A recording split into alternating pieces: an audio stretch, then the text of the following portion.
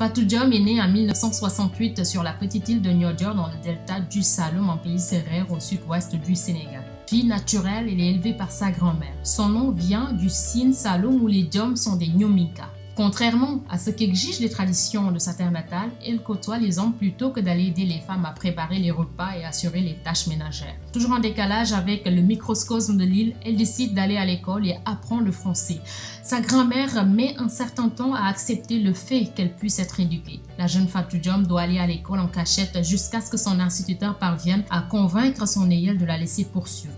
À 13 ans, elle se passionne alors pour la littérature francophone et commence à écrire. Fatou Diom quitte son village pour aller poursuivre ses études dans d'autres villes du Sénégal, tout en finançant à cette vie nomade par de petits boulots dès ses 14 ans. Puis elle va au lycée de Mbour, travaille ensuite en tant que servante en Gambie et finit par entamer des études universitaires à Dakar. Au ménage, garder des enfants, piler du mil pour des gens qui payent, chercher l'eau à la fontaine publique. Oui. Marchande de poissons, j'achète du poisson au port de pêche de Mbour et puis je vends en porte-à-porte. Des cacahuètes, comme ici. J'ai fait des tas de petits boulots. J'ai même travaillé dans un service d'hébergement du 160 de l'armée française à Dakar. Je faisais aussi des ménages dans une espèce d'hôtel. Non, j'ai travaillé tout le temps. À ce moment, elle songe à devenir professeure de français, loin de l'idée de quitter son pays natal. Mais à 22 ans, elle tombe amoureuse d'un Français, se marie et décide de le suivre en France, à Strasbourg en 1994. Rejetée par la famille de son époux, elle divorce 2 ans plus tard et se retrouve en grande difficulté, abandonnée à sa condition d'immigrée sur le territoire français. Je dis dans tous mes entretiens, c'était une erreur de casting parce que je suis tombée dans une famille qui ne voulait pas de noirs. Donc ça a duré que 2 ans, il est parti et puis moi je suis restée et j'ai continué mes études là-bas. Pour pouvoir subsister et financer ses études, elle doit faire des ménages pendant 6 ans, y compris lorsqu'elle peut exercer la fonction de chargée de cours durant son diplôme d'études approfondies avant de commencer sa thèse sur le voyage, les échanges et la formation dans l'œuvre littéraire et cinématographique d'Ousmane Sembène. Après des études de lettres et philosophie à l'université de Strasbourg, elle y donne des cours puis enseigne à l'université Marc Bloch de Strasbourg et à l'Institut supérieur de pédagogie de Karlsruhe en Allemagne. Elle reçoit les insignes de doctorat honoris causa à l'université de Liège en 2017. Elle se consacre également à l'écriture. Elle a publié La Préférence nationale, un recueil de nouvelles aux éditions Présence africaine en 2001. Les Loupes de l'Atlantique nouvelle dans le recueil Étonnant voyageur, Nouvelle voie d'Afrique en 2002. Son premier roman, Le ventre de l'Atlantique, paru en 2003, aux éditions Anne Carrière, lui vaut une notoriété internationale. Suivant ensuite Kietala en 2006, aux éditions Flammarion, Inassouvi nos vies en 2018, Le vieil homme sur la barque, Celles qui attendent et Mauve récit aux éditions encore Flammarion en 2010.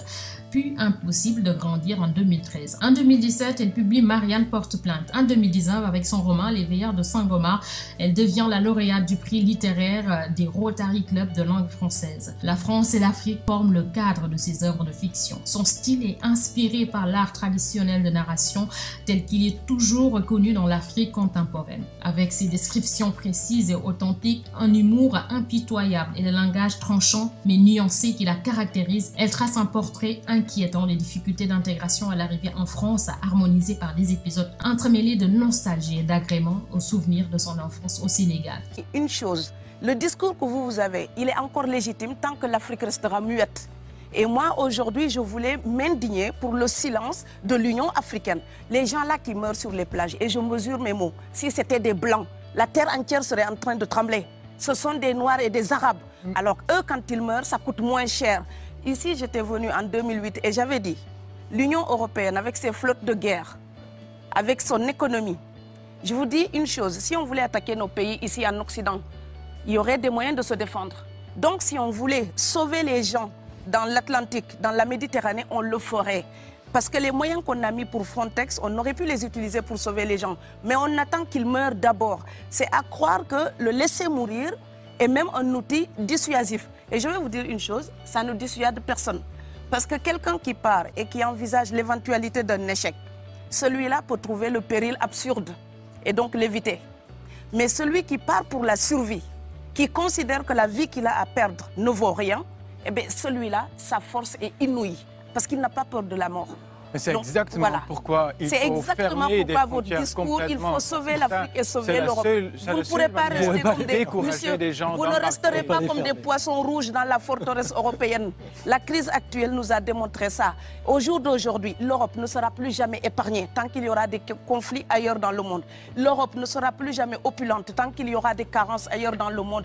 On est dans une société de la mondialisation où un Indien gagne sa vie à Dakar, un Dakarois gagne sa vie à New York, un Gabonais gagne sa vie à Paris. Que ça vous plaise ou non, c'est irréversible. Alors trouvons une solution collective ou bien déménager d'Europe parce que j'ai l'intention de rester.